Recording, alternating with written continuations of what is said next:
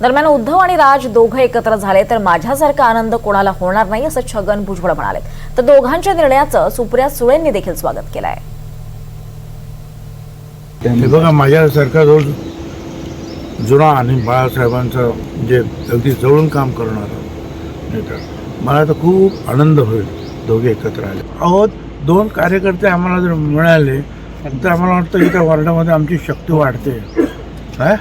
आणि हे दोन्ही बंधू जे आहेत वेगवेगळ्या पक्षाचे प्रमुख आहेत आणि ज्यांना महाराष्ट्रामध्ये आणि इतर ठिकाणी ओळखलं जातं, ते एकत्र आले त्यांची शक्ती वाढणार नाही। एखादा पडलेलं आमदारसुद्धा आमच्यामध्ये घ्यावा का आणि सांगतो आमची शक्ती वाढेल, म्हणजे इथं दोघे लीडर्स आहेत। हे असं आहे की निश्चितपणे जे शक्ती वाढेल। कुटुंब एक होत असेल तर अर्थातच कोणीही सुसंस्कृत व्यक्तीला आनंदच होईल।